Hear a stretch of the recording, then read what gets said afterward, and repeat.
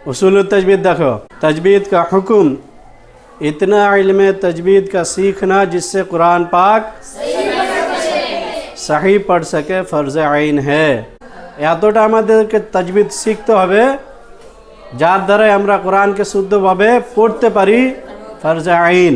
যে মানুষ তাজবিদ ছাড়া কোরআন পড়ে সে মৃত্যু মানুষের মতো, কোনো দাম নেই, তার কোনো দাম নেই। কোরআনকে যদি তাজবিদের সাথে না পড়া হয় তার কোনোই দাম নেই। সেটার জন্য আমরা আগে তাজবিদটিকে ভালো করে শিখে নিব কিভাবে পড়তে হবে, তারপরে ইনশাল্লাহ আমরা আগে আগে আগে আগে বেড়ে যাব। ঠিক আছে? আমি তোমাদেরকে এর আগে পড়িয়েছিলাম আম্মা ইয়াতাসাআলুন, সবাই বুঝে গেছো? কারণ অসুবিধা হয়নি? তারপরের আয়াত হলো এইটা, এই যে লেখা আছে যেটা আনিন নাবাইল আযীম। এখানে কি আছে? আইন, আইনের উপরে কি আছে? জবর আছে। তারপরে কি আছে? নুন রয়েছে, নুনের নিচে কি রয়েছে? জের রয়েছে। তারপরে কি আছে? নুন আছে না?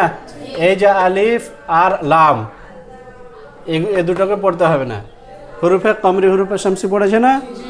এগুলো মানে লেখার দরকার, সেটার জন্য লেখা হয়েছে, কিন্তু এগুলোকে পড়া যাবে না। বুঝতে পারছো? তো এখানে দেখো নুন রয়েছে না, তাহলে নুন আর এখানে একটা নুন, এই নুনের উপরে কি রয়েছে? তাসদীদ। তার উপরে কি রয়েছে?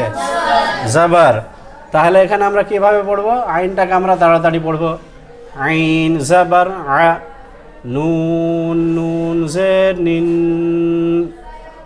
নুন আর মিমের উপরে যখনই তাসদীদ থাকে সেখানে কি হয়? গুন্না হয়। লাজমি করতেই হবে, ওয়াজিব বলা হয়েছে। বুঝতে পারছো? গুন্না করতেই হবে।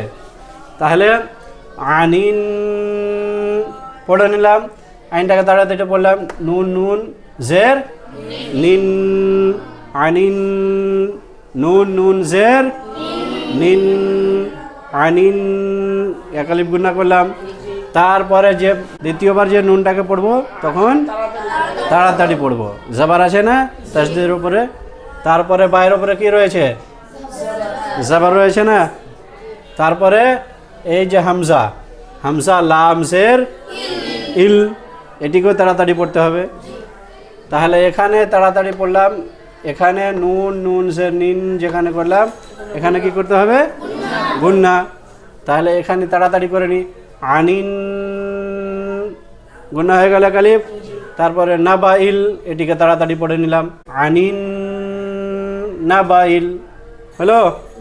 তারপরে আইন জবর আ, জবরকে তাড়াতাড়ি পড়তে হবে। আযীম, এটা কি রয়েছে? জ রয়েছে না? তো য ইয়া জের জি, আযীম।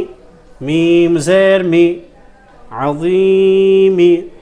যখনই জের পড়বো তখন এখানে ইয়া মাদ্দা হবে। বুঝতে পারছো? যখনই আমরা এটাকে জের পড়বো তখন ইয়া মাদ্দা হবে, কিন্তু যখনই দাঁড়িয়ে যাব, এই যে এটা নিশান রয়েছে, রয়েছে না এই আয়াত, তো এখানে যেখানে দেখবে আয়াত রয়েছে সেখানে লাস্টের হুরুফটাতে দাঁড়িয়ে যেতে হবে। বুঝতে পারছো? আর দাঁড়িয়ে গেলে সেই হুরুফটাকে কি করতে হবে? সাকিন করে দিতে হবে। তাহলে মিম, এটা রয়েছে না, মিম মুতাহারিক রয়েছে না, তো এটা মুতাহারিকটাকে সাকিন করে দিব, মিম সাকিন করে দিব। জেরটাকে জাজম করে দিব, মিম সাকিন হয়ে যাবে তখন। আযীম, এটা নুনটাও কি রয়েছে? ইয়াটা সাকিন রয়েছে না? ইয়া সাকিন রয়েছে না রে? তাহলে আইন জবর আ, য ইয়া জের জি, আযীম। মিম সাকিন করে দিলে কি হবে? আযীম। করতেই হবে, কারণ এখানে আয়াত রয়েছে। আর যদি মিলিয়ে অন্য আয়াতের সাথে এরপরে যে আয়াতটা রয়েছে তার সাথে যদি মিলাই, তাহলে কি করতে হবে? এই মিম এর নিচে যে জের রয়েছে সেটাকে পড়তে হবে, আর এটাকে ইয়া মাদ্দা করতে হবে। আর এখানে দাঁড়িয়ে গেলে এটাকে কি করতে হবে? মধ্যে আর যে ওয়াকফি করতে হবে, 3 অথবা 5 আলিফ টান দিতে হবে। তাহলে বুঝতে পেরে গেছো? এখানে কি করতে হবে? তাড়াতাড়ি পড়তে হবে, এখানে গুন্না করতে হবে, এইটিকে তাড়াতাড়ি পড়তে হবে। এখানে মধ্যে আরজে ওয়াকফি করতে হবে। আর যদি মধ্যে আরজে ওয়াকফি না করে মিলিয়ে পড়ি তাহলে এখানে ইয়া মধ্যা করতে হবে, এক আলিফ টানতে হবে। আর যদি দাঁড়িয়ে যায় তাহলে মধ্যে আরজে ওয়াকফি করতে হবে, 3 অথবা 5 আলিফ টানতে হবে। বুঝতে পারছো? তাহলে কিভাবে পড়তে হবে? দাঁড়াও, কিভাবে পড়তে হবে?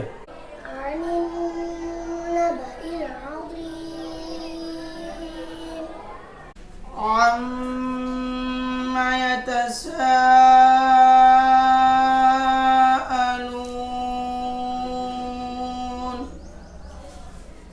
عن النبأ العظيم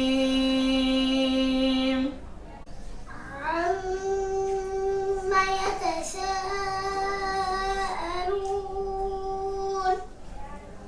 عن النبأ العظيم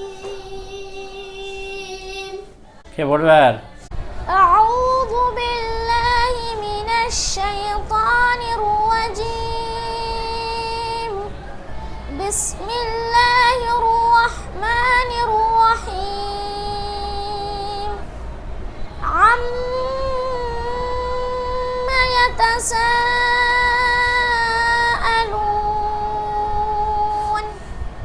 عن النبأ العظيم তাহলে সবাই বুঝে গেছো? হ্যাঁ।